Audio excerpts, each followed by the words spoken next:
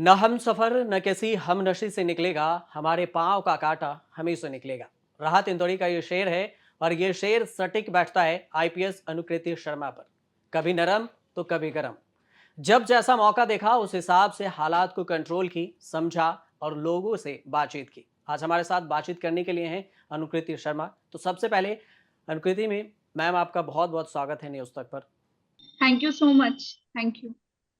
सबसे पहला सवाल कि हर पहलुओं पर बातचीत होगी, लेकिन शुरुआत करते हैं कि इन दिनों आपका एक वीडियो काफ़ी सुर्खियों में है, जो खूब वायरल भी हो रहा है। लोग इसकी जमकर तारीफ भी कर रहे हैं। ये बुलंदशहर का मामला है और मिशन शक्ति के तहत आप गांव में चौपाल लगाकर लोगों से समस्याएं सुनती हैं। लेकिन ऐसा क्या हुआ कि नूरजहां नाम की बुजुर्ग महिला के घर बिजली का कनेक्शन लगाने पर आप खुद वहां पहुंच गई, जिसका वीडियो वायरल हुआ और लोग इसकी तारीफ भी कर रहे हैं। तो सबसे पहले जानेंगे कि आखिर इस वीडियो के पीछे की कहानी क्या है? तो जैसा कि आप जानते हैं, हम लोग निरंतर प्रयास कर रहे हैं कि जो पुलिस और जनता के बीच में जो खाई है उसे पाटा जाए। जो अविश्वास की स्थिति है, जो नकारात्मक सोच पुलिस विभाग के बारे में है, उसको बदलने की आवश्यकता है। इसलिए ये मेरी भी विशेष प्राथमिकता रही है शुरू से ही, जब मैं अंडर ट्रेनिंग की तभी से, कि हम जी। मैं गांव गांव जाके लोगों से ट्रैक करने की कोशिश करती हूँ। पहले जब सुशांत गोल्ड सिटी थाने में थी, लखनऊ में, जब अंडर ट्रेनिंग आईपीएस ऑफिसर थी, तब भी हम लोगों ने पुलिस माय फ्रेंड नाम का इनिशिएटिव चलाया था। उसमें हम स्कूलों में भी जाते थे, कॉलोनीज में भी जाते थे और जन संवाद सीधा स्थापित करते थे। लोगों से बोलते थे कि अगर पुलिस संबंधी आपको शिकायतें हैं तो वो आप हमें बताइए, हम उनका निराकरण करेंगे। उनकी शिकायतें लेते थे और जल्द से जल्द उन पे कार्रवाई करते थे। और बहुत सारी चीजें होती हैं जो प्रिवेंटिव पुलिसिंग के माध्यम से हल की जा सकती है। जैसे कि हम उनको नशे के बारे में बताते हैं, उनसे कहते हैं कि अगर जुआ, सट्टा, गांजा, इन सब के बारे में आपको कोई भी इंफॉर्मेशन है, गोपनीय सूचना है, आप हमसे साझा कर सकते हो। मैं अपना नंबर बताती थी, चौकी इंचार्ज ऐसे का नंबर साझा करती थी। इसी तरीके से फिर उनको साइबर फ्रॉड्स वगैरह के बारे में बताते थे। तो ये चीज अ, हम लगातार कर रहे थे। और मिशन शक्ति अभियान जो है, उसके अंतर्गत ये इनकरेज किया जाता है कि हम इस चीज को और मजबूती से करें और महिलाओं पे केंद्रित रख के करें। तो अभी आप जानते हैं कि मिशन शक्ति का फेज चल रहा था, तो उस चक्कर में ये जो मीटिंग्स हैं ये और ज्यादा हुई। नॉर्मली सप्ताह में एक मीटिंग मेरे द्वारा की जाती थी, पर इस अभियान में 15 दिवसीय अभियान था। प्रत्येक दिन हमारे हर थाने से जो महिला कांस्टेबल्स हैं, वो दो दो गांव को उन्होंने कवर किया। उसी के अंतर्गत हम लोग इस गांव में गए थे जिसका नाम है खेड़ी गांव, बगौता थाना क्षेत्र के अंदर। जब टीम वहां पहुंची थी, जब महिलाओं से संवाद स्थापित हुआ, तो उनमें से जब हमने बोला कि बताइए आप लोगों को क्या समस्या है, तो उनमें से एक महिला थी, ये नूरजहां, और उन्होंने खड़े होके कहा, मेरे तो जीवन की एक ही समस्या है कि मेरे पास बिजली का कनेक्शन नहीं है, तो आप तो मुझे वही दिला दो। तो जब भी लोग अपनी समस्या बताते हैं, तो वो सामने अपने सिर्फ अधिकारी देखते हैं। वो ये नहीं देखते कि ये बिजली विभाग का है, कि ये प्रशासन का है, कि ये पुलिस के दायरे में। वो देखते हैं अधिकारी है और मैं, ये लोग मेरा काम करा सकते हैं। तो हम लोग भी इसी तरीके से सबकी बातें सुनते हैं और अपनी पूरी कोशिश करते हैं कि उनका काम जितना हमारे स्तर से है वो हो सके। नूरजहां एक वृद्ध महिला थी, 70 हम्म। साल की हैं, विधवा हैं। इनके दो हम्म। बच्चे हैं और ये दोनों ही बच्चे, बच्चियां जो हैं विवाहित है, इस समय पंजाब में रह रही हैं। तो यहाँ और ये अशिक्षित भी हैं, तो कभी भी इनका आवेदन ही नहीं हो पाया। और फिर हम लोगों ने अम्मा से कहा कि आपने आज हमें बताया, हम जल्द से जल्द आपके यहाँ कनेक्शन लेकर आएंगे।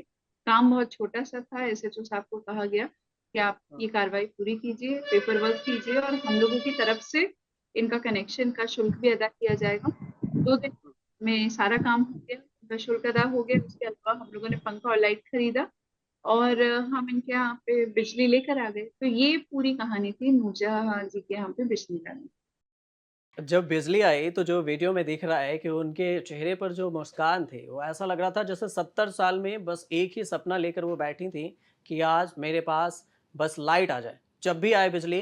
तो वीडियो में देख सकते हैं कि किस तरह से उनके चेहरे पर जो खुशी निकली उस वक्त का। जो वीडियो है सबसे ज़्यादा मार्मिक दिखाता है कि आपके भी कंधे पर हाथ रखती हैं, वो खुशी से बोलती हैं। शायद वो कहना चाहती हूँ कि हाँ, थैंक यू मैम, कि आपने मुझे इतने दिनों के बाद बिजली घर में लाया। तो हाँ, वो दृश्य हम सभी लोगों के लिए बहुत ज्यादा इमोशनल था। और हम लोगों ने मतलब एक्सपेक्ट नहीं किया था, जितना वार्मली इसे जनता ने रिसीव किया। आप सब लोगों ने ऐसी हमें उम्मीद नहीं थी। पुलिस निरंतर रूप से कुछ ना कुछ अच्छे कार्य करती रहती है। हमारे कांस्टेबल्स, ऑफिसर्स फील्ड में प्रत्येक दिन लोगों के जीवन में एक पॉजिटिव बदलाव लेकर आते हैं। पर नूरजहां जी जो हैं, इनकी खुशी इतनी ज्यादा थी, इन्होंने हम लोगों को इतना आशीर्वाद दिया। इन्होंने कभी भी इनके घर में बिजली नहीं आई थी। तो ये बता रही थी कि पहले तो जो बोल रही थी कि डिबरी और तेल मिलता था, उसी से हमने बच्चों को पढ़ाया। और उसके बाद ये लाइट इनको किसी ने गिफ्ट कर दिया था, तो वो टॉर्च था जो धूप में रखने से चार्ज होता था, तो मैं वो इस्तेमाल करती थी। तो सोलर बहुत वाला। खुशी। और पंखे की, हाँ, पंखे की हवा तो पहली बार यूज कर रही थी। तो अब बहुत ज्यादा खुश थी, और उनकी उस खुशी ने हमारा दिन बना दिया। और मेरे को अब ऐसा लगता है कि नूरजहां को हमने बल दिया, पर नूरजहां ने पूरे यूपी पुलिस को एक अजीब सा नूर दिया है कि पूरी दुनिया में इस चीज की बात हो रही है। बहुत ज़्यादा तारीफ़ भी हो रही है और शायद ऐसे कई नूरजहाँ होंगे जिनके बारे में अभी जानकारी नहीं है, आपकी पहल अच्छी है। लेकिन एक चीज़ है जो पुलिस विभाग को, वो चाहे यूपी हो या फिर किसी भी राज्य के हो, पुलिस विभाग को थोड़ा-सा बदनाम भी करता है जब उनसे लोग डरने लगते हैं। पुलिस समाज की रक्षा के लिए होता है, लेकिन जब हम पुलिस के पास जाना चाहते हैं, एक आम आदमी पहुँचना चाहता है पुलिस तक, तो उससे खौफ़ खाता है कि नहीं-नहीं हम क्यों जाएँगे, वो हमें उल्टा कुछ कहेंगे, पता नहीं हमें डाँटेंगे, गाली देंगे। तो ये डर का माहौल मतलब कब तक लगता है कि आपके हिसाब से अपने में हो जाए, आपका मिशन भी कामयाब हो? तो वही मैंने आपसे कहा कि ये एक निरंतर प्रयास है। हमारी जब पुलिस की स्थापना हुई थी, तब वो ब्रिटिश कालीन टाइम में हुई थी। पुलिस का काम ही था फोर्स की तरह इस्तेमाल करना अगेंस्ट इंडियंस, हुँ, ब्रिटिश रूल को कायम रखने के लिए। हम लोग आजाद हुए, पर पुलिस की सोच, पुलिस के लॉज वही पुराने रहे। और ये मानसिकता, बहुत समय लगता है मानसिकता बदलने में। अब हम लोग एक ट्रांसफॉर्मेशन वाले स्टेज में हैं। हम फोर्स से सर्विस के ट्रांसफॉर्मेशन में जा रहे हैं। हमारी सर्विसेज का नाम ही है इंडियन पुलिस सर्विस, भारतीय पुलिस सेवा।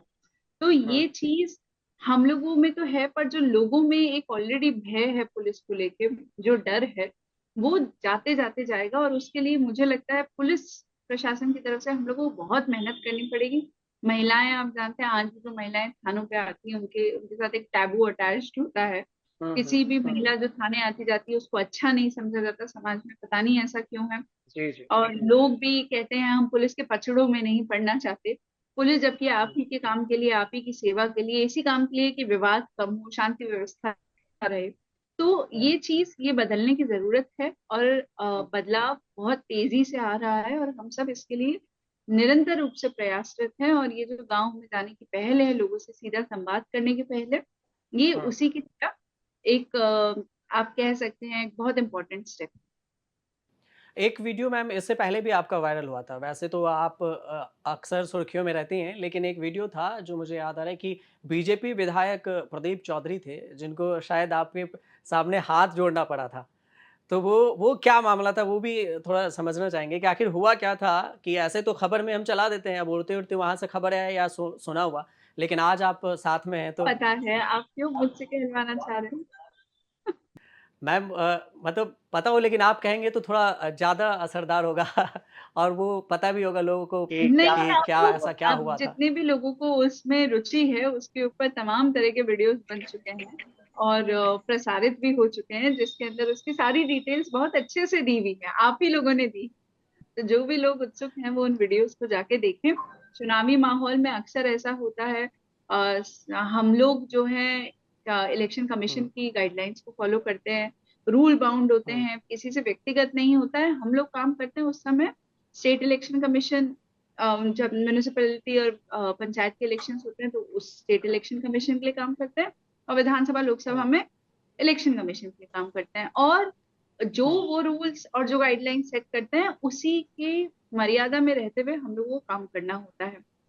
हमारा हुँ, बिहेवियर उस समय एकदम हुँ, आप कह सकते हैं कि रूल बाउंड होता है, निष्पक्ष होता है। और हुँ, निष्पक्ष होना ही नहीं चाहिए, निष्पक्ष दिखना भी चाहिए। इसी के तहत वो कार्रवाई की गई थी। और उस समय जो भी आप लोग थे, तो वो न्यूज़ बन गई। पर मैं अपना काम कर रही थी, और सर एक पॉलिटिकल पार्टी के बड़े नेता हैं, तो वो अपना हुँ। काम कर रहे थे। बस इतना मैं कहना चाहूंगी। तो अपने काम करते-करते ही बहस हो गई होगी। बहस नहीं होती, या इस बहस, वजह से हाँ हाँ। इट्स नॉट अबाउट बहस, इट्स अबाउट कि परसेप्शन क्या है, मतलब उनका, हम वो बहस नहीं कहेंगे। मैं हम्म, फिर यही कहूंगी कि मैं अपना काम कर रही थी, डिस्कस कर लिया। गाइडलाइन थी, और वो अपना अच्छा आगे अच्छा बढ़े। अच्छा। अच्छा, एक वो तो आपके बारे में कहा जाता है कि आप खनन माफिया के खिलाफ भी रात को जब मौका मिले एकदम पहुंच जाती हैं आप, मतलब फील्ड पे जम के। तो फिर कई कोई ऐसा इंसिडेंट जिसे लगा हो कि यार रात को जा तो रहे हैं लेकिन ये माफिया खतरनाक हैं, कैसे हैं, ऐसा कुछ होता है? नहीं, मुझे माफिया लोग से डर नहीं लगता। बाद में आएगा। तो मुझे अच्छा। नहीं, मुझे ये फियर कभी भी नहीं आता कि रात में जाऊंगी तो कुछ हो जाएगा क्या। वो हाँ। तो इस नौकरी में ये लगा रहता है, हम लोगों का इतना ज्यादा क्रिमिनल से इंटरेक्शन होता है ऑन अ डेली बेसिस, हर तरह के क्रिमिनल से, जो लोग खून किए हैं, रेप किए हैं, जो माफियाज हैं। तो अगर हम लोग डर के काम करने लगेंगे तो वो नहीं हो पाएगा। और मेरे साथ गनर्स रहते हैं, पूरे सुरक्षित माहौल में मैं जाती हूँ, तो डर की कोई बात नहीं। अच्छा, एक चीज़ है मैम कि इन दिनों कुछ जगह से खबर आ रही है कि अधिकारियों की कुछ चीज़ें खो जाती हैं, पालतू चीज़ें, पालतू जानवरें। होता क्या है। हो जाती है? अगर अगर अधिकारी जो होते हैं अधिकारी जो अपर होते हैं लेयर के, अपर लेयर के, उनको उनको उनका अगर कोई उनका अगर पालतू कोई जानवर पालतू है जानवर कहीं है, गायब हो कहीं जाए, गायब हो तो जाए, उसके तो लिए उसके पूरा लिए पूरा पुलिस पुलिस महकमा लगा महकमा दिया लगा जाता है, दिया जाता पूरे है, पूरे डिपार्टमेंट को लगा डिपार्टमेंट दिया को जाता लगा है। दिया वही जाता एक है। आम वही एक आदमी आम के आदमी साथ के अगर कुछ साथ अगर होता है, कुछ होता है, तो उसमें तो थोड़ा उसमें थोड़ा बहुत बहुत डिले, डिले, थोड़ा थोड़ा नहीं, नहीं, बहुत बहुत डिले डिले होता होता है। है। अगर अगर किसी का किसी का फोन खो फ़ोन खो जाए या फिर जाए या किसी के फिर साथ किसी कुछ के हो साथ जाए, कुछ हो जाए, एफआईआर ही दर्ज एफआईआर ही करना हो, दर्ज करना हो, तो थाने तो पे कभी कभी मेरे ख्याल से कभी उसको कभी नहीं, बहुत दिनों तक लगता है। जनरलाइज करना उचित नहीं होगा। मैं आपको तमाम ऐसे केसेस बता सकती हूँ जहां हम लोगों ने हुँ, तुरंत मोबाइल भी दिलाया है, तुरंत लूट के अपराधियों को भी पकड़ा है। ऐसे हमारे पास तमाम एग्जाम्पल्स हैं। तो इस तरह का कोई भी जनरलाइजेशन करना शायद उचित नहीं होगा। हमारी कोशिश हमेशा ये रहती है कि जल्द से जल्द हुँ, विक्टिम को न्याय मिले, हुँ, अब वो किसी भी तरह का। तो अब उसमें कई बार ऐसा नहीं होता, पुलिस जानबूझ के देरी करती है। चोर अगर वो भी लोग भी बहुत चालाक होते हैं, पट्टा बांध के चेहरे पे आते हैं, फोन का इस्तेमाल नहीं करते हैं, तो कई बार ढूंढने में अधिक समय लगता है, कई बार वो बहुत जल्दी पकड़े जाते हैं। पर पुलिस अपने काम में तुरंत लग जाती है, और हम लोग डिफरेंशिएट नहीं करते हैं कि किसका काम अधिक इम्पोर्टेंट है और किसका काम कम। अच्छा, अच्छा। मैम इससे मैम जरा इससे हटके ज़रा हट एक के सवाल एक लेते हैं सवाल कि लेते हैं कि अक्सर अक्सर अभी अभी देखा देखा जाता है जाता कि है कि कोई पुलिस पुलिस डिपार्टमेंट में डिपार्टमेंट जो में आईपीएस जो अधिकारी आईपीएस हो या अधिकारी हो छोटे या हो बड़े छोटे हो, हों, बड़े हों, उनको उनको ज्यादातर ये ना ज़्यादातर ये चीफ ना सेक्रेटरी चीफ बनना सेक्रेटरी पसंद बनना होता है, पसंद बड़े होता है, शहरों में बड़े शहरों पोस्टिंग में चाहते हैं, पोस्टिंग चाहते हैं, मतलब मतलब नेताओं के नेताओं करीब के आना करीब चाहते आना हैं। तो चाहते हैं। ये तो आपको ये क्या लगता है आपको कि क्या ये लगता है कि ये ब्यूरोक्रेसी जो है, ब्यूरोक्रेसी इस जो तरह है, का इस तरह का कंपटीशन कॉम्पिटिशन हमारे बीच हमारे पुलिस हमारे पुलिस डिपार्टमेंट में, डिपार्टमेंट में, आईपीएस के बीच आईपीएस के में, या बीच में, फिर या फिर छोटे से बड़े छोटे से अधिकारियों में बड़े ऐसा क्यों अधिकारियों होता में है कि ऐसा क्यों होता है नेताओं कि के नेताओं फेवरेट के बनना फेवरेट पसंद बनना करते हैं? पसंद करते हैं? ऐसा नहीं है, मैं वही आपसे कह रही हूँ, जो आपके जो क्वेश्चंस हैं उसमें काफी जनरलाइजेशंस हैं, ये जनरलाइजेशंस करना उचित नहीं होगा। मैक्सिमम लोग जो आते हैं, जैसे कि जो बाहर के आउटसाइडर वैकेंसी ज्यादा होती है, जैसे मैं भी मूलतः राजस्थान की रहने वाली हूँ। अब मैं हुँ, जयपुर की रहने वाली हूँ, और मेरे लिए बुलंदशहर हो या गोंडा हो या बस्ती हो या नोएडा हो, बहुत फर्क नहीं पड़ेगा। पर ऐसा होता है कि जब हम पुलिस जो होती है वो समाज में से ही आती है, कोई हम्म, अलग से तो अवसरित नहीं हुए होते हैं। तो हर व्यक्ति हुँ, की ये इच्छा होती है कि उसके बच्चों को अच्छी एजुकेशन मिले, उसके साथ अगर उसके बूढ़े माँ बाप रह रहे हैं तो उनको अच्छी हुँ, चिकित्सीय सुविधा भी मिले। तो अगर कोई व्यक्ति ऐसी परिस्थिति में है कि वो अपना ट्रांसफर पोस्टिंग अच्छी जगह पे जाता है, जहाँ थोड़ी सुविधाएं हों, तो इसके अंदर मेरे ख्याल से कोई गलत बात भी नहीं थी। सबकी अपनी अपनी निजी समस्याएं होती हैं। तो आई एकदम ऐसे एक्सपेक्ट करना कि पुलिस विभाग के सभी लोग एकदम नहीं नहीं, मुंह नहीं, नहीं और सही तो अपनी नहीं सही तो मैम, नहीं है मैंने मैम, मैंने छोड़ के, तो हाँ, सबकी हाँ, अपनी अपनी हर तरह की जिम्मेदारियां होती हैं। तो हाँ, हाँ। बस मैं इतना ही कहना चाहूंगी। अ, कुछ अलग चलते हैं क्योंकि ऐसा कहा जाता है कि शादी के बाद लड़कियों के लिए पढ़ाई करना मुश्किल होता है क्योंकि उनके ऊपर परिवार का, घर का दायित्व होता है, वो निभाती हैं, सारा फ़र्ज़ निभाना होता है। लेकिन इस जो रूल है, ये रूल जो बना, ये एक सोच बना, इसको आपने तोड़ा कि शादी के बाद भी आपने यूपीएससी निकाला। तो यूपीएससी एग्ज़ाम क्रैक करना कितना मुश्किल होता है? एक हमारे यूथ के लिए जो अभी अपीयर्स होना चाहते हैं, जो अपीयर्स होने वाले हैं, उनके लिए कितना आसान है? ये थोड़ा एग्जाम बहुत डिफिकल्ट है, बहुत ज्यादा कॉम्पिटिटिव है। देश का सबसे बड़ा एग्जाम है, और इसके अंदर मेहनत, देर इज नो शॉर्टकट। आपको हुँ, बहुत मेहनत करनी पड़ती है।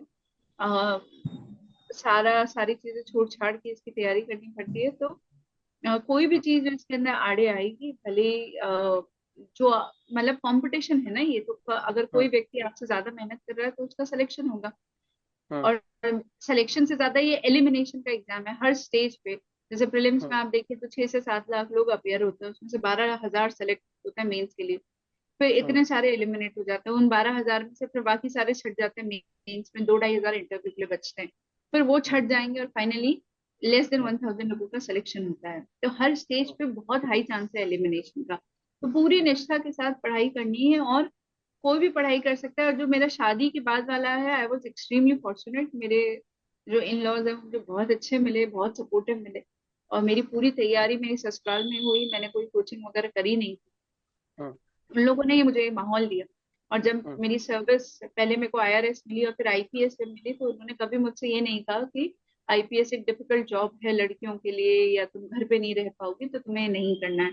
आईआरएस में हमारी लाइफ बहुत आसान होती है रिलेटिवली, पर्सनल लाइफ के लिए बहुत समय मिलता है अनलाइक आईपीएस। पर जो मेरे इन लॉज थे उन्होंने इंसिस्ट किया कि बिना कुछ सोचे समझे तुम्हें आईपीएस लेना है, और ये बहुत अच्छी सर्विस है और तुम बहुत अच्छा करोगी, और बाकी सारी चीजों की चिंता छोड़ दो, हम लोग हैं। तो आई थिंक अगर हमको ऐसे परिवार मिलते हैं तो फिर उसमें हम लोगों को परिवार का सपोर्ट साथ में है ही, अपना पूरा तन मन धन से सेवा के अंदर लेके जो काम दिया गया है उसको पूरी कर्तव्य निष्ठा के साथ करना चाहिए। मैम आपने आईआईटी जेईई निकाला, उसके बाद बीएसएमएस है, उसके बाद आपने पीएचडी किया, उसके बाद आप अमेरिका जाके पीएचडी कर रही थी, और बीच में फिर तो ये ख्याल कैसे है कि नहीं मुझे यूपीएससी में ही जाना है अब, क्योंकि बनना था वैज्ञानिक, आप तो सोची थी वैज्ञानिक बनना, बन गई आईपीएस। तो होता ऐसा है ना, उस समय जब हम तैयारी कर रहे थे तो साइंस बहुत इंटरेस्टिंग लगती थी, और हम्म, साइंस में जाना था, करना ही था। बहुत हम्म, हैप्पी थे मैं और मेरे हस्बैंड, दोनों ही लोग, और दोनों लोग साथ में पीएचडी यूएस करने गए थे। पर जब आप हम्म, यूएस में जाते हो, और मतलब हम लोग दोनों ही थोड़े सेंसिटिव हैं। जब कॉलेज में हम्म, ग्रेजुएशन में थे तब भी हमें लगता था कि हमें कुछ तो ऐसा करना है जिससे कि हम लोग सोसाइटी में थोड़ा पॉजिटिव चेंज लेकर आए। हम्म, फिर जब हम लोग बाहर चले गए तो हमें ये लगा कि बाहर इन जनरल टेंडेंसी होती है कि इंडिया को गाली बहुत देते हैं इंडियंस हम्म, ही, एनआरआई की भारत में ये सुविधा नहीं है, भारत में वो सुविधा नहीं है। पर हम ये भूल जाते हैं कि जो बदलाव है वो हमको ही लेकर आना है। इंडिया में हम्म, जो भी पॉजिटिव चेंज आएगा वो इंडियन से तो लेकर आएंगे, कोई बाहर से तो आएगा नहीं चीजों को ठीक करने हम्म, के लिए। तो फिर ऐसा हमें लगा कि एक ऐसा मोमेंट आया था जब हम दोनों ने कहा कि चलते हैं यार, चल के हम्म, तैयारी करते हैं और हम्म, सिविल निकलते हैं। और आईएएस आईपीएस आप जानते हैं दोनों ही जॉब्स ऐसी हैं जो कि आप ग्राउंड लेवल पे रह के समाज के लिए हम्म, बहुत काम कर सकते हैं। अगर आप हम्म, ठान ले तो बहुत लोगों के जीवन में बदलाव लेकर आ सकते हैं। तो फिर हमें लगा कि इसी की तैयारी करेंगे चल के, और हम्म। सिलेक्शन हो गया तो बहुत अच्छा, नहीं हुआ तो फिर तब भी कुछ करेंगे जिससे कि थोड़ा सा हम लोग पॉजिटिवली कंट्रीब्यूट कर पाए। तो वैभव जी मेंटर रहे ऐसे नहीं, पूरे? मेरे पति रहे, और बस, और वो मेरे कह रहे थे पति हैं वो मेंटर भी रहे। नहीं नहीं, वो मेंटर नहीं है। मैं और वैभव जो है ये चलिए इसको क्लियर करना बहुत ज्यादा जरूरी है। मैं और वैभव बैचमेट्स थे। हम लोग हम्म, फर्स्ट ईयर से साथ हैं, कॉलेज में हम लोगों ने साथ पढ़ाई करी। कॉलेज से हम्म, निकलते ही हमारी शादी हो गई थी, क्योंकि हम दोनों लोगों का यूएस में यूएस पीएचडी स्कॉलरशिप हम दोनों को ही मिल गई थी। तो हम हम्म, लोग फिर यूएस चले गए। हम्म, 2013 में मेरी शादी हो चुकी है उनसे। हम्म, उसके बाद जब हम लोग वहां पे थे तब वी डिसाइडेड, 1 साल हम्म, बाद, कि हम लोगों को ड्रॉप आउट करना चाहिए, इंडिया आना चाहिए। तभी मैं आपसे कह रही हूँ ना ये, कि हम्म, मेरी पूरी पढ़ाई ससुराल में हुई। तो हम दोनों ही लोगों ने फिर इन लॉज के यहाँ बनारस हिंदू यूनिवर्सिटी में फादर इन लॉ प्रोफेसर है, घर पे रह हाँ, के दोनों लोगों ने तैयारी करी। मेरा सिलेक्शन हो गया तो मैं यहाँ पे आईपीएस ज्वाइन कर लिया। उनका सिलेक्शन नहीं हुआ क्योंकि हम्म, हम लोग इतने साल यूपीएससी को दे चुके थे लोग। हम्म, फिर उन्होंने हम्म, डिसाइड बेहतर होगा कि वो हम्म, उसी कोचिंग वाली साइड के अंदर चले जाएं। हम्म, हम्म, और हम्म, क्योंकि हम्म, इतना पढ़ाई कर चुके हैं और सिलेक्शन हम्म, हुआ नहीं हम्म। है, तो फिर उन्होंने राउज आईएएस को ज्वाइन किया एज अ फैकल्टी। ना मैंने कोई कोचिंग की, ना वो मेरे मेंटर है, उल्टा मैं उनकी मेंटर रही। तो ये क्लियर हो जाए। अच्छा, तो ये अच्छा एक चीज और है कि ये सेल्फ स्टडी मतलब करके कितना पास हुआ जा सकता है, क्योंकि देख रहे हैं कि आजकल देख रहे हैं कोचिंग कि हमारे कोचिंग वगैरह। सामने वगैरह हो रहे हैं। साक्षात एग्जाम्पल है, पूरा पास हुआ जा सकता है। तो आधा वो और वही थोड़ा, मैं वही मैं हाँ बिल्कुल किया जा सकता है। देखो पहले था कि कोचिंग मटेरियल अवेलेबल नहीं थे, आजकल हाँ सारा कंटेंट ऑनलाइन अवेलेबल है। और हद से ज्यादा आपको दिल्ली एक बार चले जाओ, नोट्स वगैरह लेकर आ जाओ। अगर आप हम वहाँ साइंटिफिक जर्नल्स खुद पढ़ते थे, तो एनसीईआरटी पढ़ने के लिए हमें कोचिंग करने की क्या आवश्यकता है। जिन लोगों को लगता है कि उन्हें थोड़ी गाइडेंस चाहिए, वो खुद से नहीं पढ़ सकते, उनको क्लास में जाके बैठना ही है, उन लोगों के लिए ठीक। पर जो लोग सेल्फ मोटिवेटेड हैं और तो वो थोड़ा सा अगर रिसर्च करें अच्छे से कि क्या पढ़ना है क्या नहीं पढ़ना है, कहीं से थोड़ी गाइडेंस ले ले, तो कोचिंग की कोई आवश्यकता नहीं है। मतलब मैंने तो बिना कोचिंग के किया था, तो मुझे नहीं लगता कि कोचिंग की कोई जरूरत पड़ती। मेरे बहुत सारे दोस्त हैं ऐसे जिन्होंने कोचिंग किया पर उनका हुआ नहीं। तो ऐसा नहीं है कि कोचिंग इज इंडिस्पेंसिबल सिलेक्शन के लिए। मैम एक वाकया याद आ रहा है कि आपके बारे में जब मैं पढ़ रहा था तो 2007 से 2012 के बीच में जब आप कोलकाता में थी, BSMS कॉलेज है शायद, अगर मैं सही हूँ तो उस दौरान ऐसा क्या हुआ था कि आपने शायद कॉलेज के बाहर एक चाय की दुकान देखी? वहां पे पता चला कि 15 जो साल मैं की आपको लड़की। बता रही थी कि हम दोनों शुरू से सेंसिटिव थे और समाज के लिए कुछ करना चाहते थे। तो उस समय ये हुआ था कि ये लड़की थी जो हमारे कॉलेज के बाहर हमारे चाय वाले भैया थे, वो दुकान लगाते थे, उनकी बेटी थी। 14 साल की उम्र में उसकी शादी हो गई, उसके डबल उम्र के आदमी से शादी। अब उसके जो है परिवार वाले बहुत खुश थे, लड़का बहुत अच्छा था, हम चाह के भी वो शादी रोक नहीं पाए क्योंकि हमारे पास कोई ऑल्टरनेटिव था नहीं। जब तक हम लोगों का ग्रेजुएशन हुआ उसके 2 बच्चे भी हो चुके थे। तो हम दोनों को ये लगता था कि वो लड़की बहुत कुछ केपेबल करने लायक थी, बहुत मतलब केपेबल थी कि बहुत कुछ कर पाए, बहुत इंटेलिजेंट, बहुत शार्प। बट वो she ended up being normal housewife with 2 kids. बहुत कम उम्र में ये सब हुआ उसके साथ। तो हमें लगता था कि हम क्या कर रहे हैं, मतलब हमारे समाज में इतनी ज्यादा इनइक्वालिटी है। कहाँ मेरे को पापा ने कलकत्ता भेजा हुआ था पढ़ने के लिए, जयपुर से इतना दूर, और कहाँ वो बच्ची जो है मेरे से बहुत कम उम्र में 2 बच्चों की मम्मी थी। तो ये चीज बदलनी चाहिए थी, और ये बदलाव आप किसी भी प्रोफेशन में होके ला सकते हैं, बट इन सर्विसेज में जैसे मैंने आपको बताया स्कोप बहुत ज्यादा बढ़ जाता है, बहुत सारे लोगों की लाइफ को आप टच कर पाते हैं। तो वो एक इंसिडेंट था जो हमें अंदर फोड़ता रहता था, तो व्यूअर्स चले गए थे तब भी। तो फिर वहां पे जाके तो वो शायद और स्ट्रांग हो गया, और फिर वापस आ गया।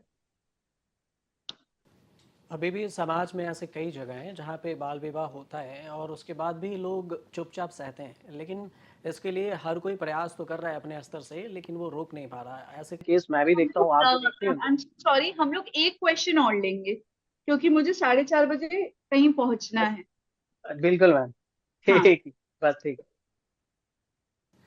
अच्छा तो अंत में मैम ये कहते हैं कि आप डांस और घूमने के भी शौकीन हैं, डांस भी करती थी, तो अब कैसे मैनेज होता होगा? अब तो फिर 2-3 चीजों की शौकीन हूँ। पेंटिंग बहुत पसंद करती हूँ, डांस पसंद करती हूँ, बर्ड वॉचिंग पसंद करती हूँ, घूमना तो सभी को आई थिंक पसंद होता है। और अभी कुछ नहीं हो पाता है क्योंकि काम का बर्डन बहुत ज्यादा है। बीच बीच में कभी मौका निकाल के मेरे हस्बैंड वगैरह आते हैं तो हम लोग डांस कर लेते हैं। और बाकी पेंटिंग का मौका तो बहुत ही कम मिल पाता है, महीने में कभी 2-3 घंटे मिल गए। अभी काम की अधिकता है, काफी ज्यादा है, तो हॉबीज ने थोड़ा बैक सीट ले लिया है। पर मुझे ऐसा लगता है कि जल्द ही I will find some balance कि कैसे काम को और जो पर्सनल इंटरेस्ट है और हॉबीज है उनको भी मैं परस्यू कर पाऊँ। तो I hope soon I will find some right balance. Ma'am सबसे लास्ट में अंतिम सवाल ये है कि शादी जो लड़के जिन लड़कियों की शादी हो गई है उसके बाद भी उनके अंदर हौसला है कि वो कुछ करना चाहें, वो करना चाहती हैं लेकिन वो कर नहीं पाती, साथ में देश के युवाओं के लिए भी कोई ऐसा संदेश जिससे उनका हौसला बुलंद हो, वो आगे की पढ़ाई कर सकें, क्योंकि बहुत सारी लड़कियां हैं जो उनकी शादी के बाद भी इच्छा होती है कि यार कुछ करते, लेकिन ऐसा लगता है जैसे वो फंसे हुए हैं, तो उनके लिए आप क्या मैसेज देना चाहेंगे? देखिए, सभी लड़कियों को तो मैं ये कहना चाहूंगी कि फाइनेंशियली इंडिपेंडेंट बनना है तुम लोगों को। पढ़ाई के साथ तुम बनो, पढ़ाई के बिना कोई स्किल सीख के बनो, बट ये बहुत जरूरी है कि खाली ना बैठे, सिर्फ अपने हस्बैंड पे, अपने इन-लॉज पे, अपनी आमदनी के लिए वो आश्रित ना रहे। तो ये पहली कंडीशन है। This is for all the girls, this is high time कि हम लोग शिक्षित भी बने और हम लोग एक एक पैसे के लिए अपने हस्बैंड पे, अपने फैमिली पे आश्रित ना बने। You have to be financially independent. ठीक है, ये तो मस्ट है, और ये मैं सारे लड़कों को भी चाहूंगी कि अपनी बहनों को ये चीज कम्युनिकेट करें। आई, मेरा फोन डिस्चार्ज हो रहा है। ये तो लड़कियों के लिए सबसे पहला मैसेज ये है कि you have to be financially independent, और बाकी सब लोगों के लिए ये मैसेज है कि आप लोग जितने भी लोग हैं जिन्हें पढ़ने लिखने का मौका मिल रहा है लाइफ में, और जो लोग, मतलब मैं कहती हूँ कि 3 मील्स अ डे, अच्छी एजुकेशन, अच्छा रहने को घर, ये सारी सुविधाएं सबको नहीं मिलती हैं, अभी भी नहीं मिलती है। इनइक्वालिटी हमारे देश में बहुत ज्यादा है।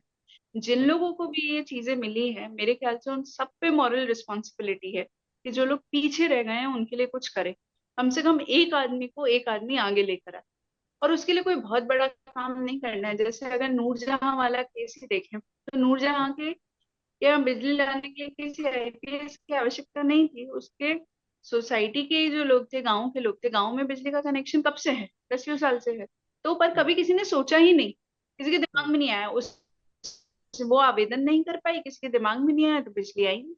उसने अर्चना टाइप्स हो गया कि हाँ हाँ कराते हैं करते हैं। तो हम लोग कितने सेंसिटिव हैं, हम सभी लोगों को सेंसिटिविटी अपने अंदर लानी पड़ेगी। कितने लोग हैं हम जो कि मान लो हमारे यहाँ जो खाना बनाते हैं, जो हमारे यहाँ सफाई करते हैं, क्या हम लोग कभी उनसे पूछते हैं कि तुम कैसे हो, तुम्हारे घर में सब ठीक चल रहा है? जी हो सकता है उसको कोई परेशानी है। आपके यहाँ जो वॉचमैन होता है, गार्ड्स होते हैं, कितने लोगों से हम पूछते हैं? हम नहीं पूछते। That shows lack of empathy in us. तो हम लोग सब, मेरे ख्याल से सारे युवाओं को ये मेरा है कि आप लोग, देश आगे आप ही से बढ़ेगा। पॉजिटिव चीजें, जो ये एक नूरजहां का इंसिडेंट दिख रहा है, ऐसी लाखों पॉजिटिव स्टोरीज एक दिन में बन सकती है। बस हम लोग देखना शुरू करना पड़ेगा अपने आसपास, और ये प्रण लेना होगा कि हम किसी भी फील्ड में हो, हम डॉक्टर हो, टीचर हो, पत्रकार हो, लॉयर हो, जज हो, पुलिस हो, हम लोग अपने प्रोफेशन को पूरी ईमानदारी के साथ करेंगे, कर्तव्य निष्ठा के साथ करेंगे। कोई भी व्हील के सारे स्पोक्स इंपॉर्टेंट होते हैं, नहीं तो व्हील डगमगा के गिर जाएगी। तो हर प्रोफेशन का अपना इम्पोर्टेंस है। बिना प्रोफेशन, किसी प्रोफेशन, डॉक्टर के बिना हम लोग कुछ नहीं है, पुलिस के बिना समाज में सिक्योरिटी नहीं है, प्रशासन के बिना सुविधाएं नहीं है, प्रेस के बिना अकाउंटेबिलिटी नहीं है। सबका अपना रोल, जी पर सब अपना रोल अच्छे से निभा दें। बस अगर उतना कर लिया तो वो I think best national service होगी। थोड़ा ज्ञान ज्यादा हो गया, but I think this is only. नहीं नहीं नहीं होना चाहिए आपकी यही सोच है जो अनुकृति जी को कभी कभी नहीं, हाँ, अक्सर ये सुर्खियों में बनी रहती हैं और बना भी देती हैं कि वो समाज के प्रति सबसे हटकर एक अलग सोच लेकर आती हैं। कभी महिलाओं से, बच्चों से, इनका आप बहुत सारे फोटो देखेंगे जो सोशल मीडिया पर वायरल है, और ये फोटो अक्सर पोस्ट भी करती हैं कि बच्चों के साथ कभी मीटिंग, कभी महिलाओं के, कभी बुजुर्ग हैं, समाज के हर तबके के लोगों से मिलती हैं। और ऐसे कई नूरजहां को ढूंढने के अभी भी प्रयास जारी है। हमारे साथ अगर कभी मौका मिला तो फिर भी बात होगी, विस्तार से बात होगी कि आप यूपीएससी कैसे करें, आप समाज में मोटिवेट कैसे हों। अनुकृति जी जब आएंगी दिल्ली तो कभी बातचीत होगी। आज तब तक के लिए इतना ही। Thank you ma'am. So much, thank you, thank you.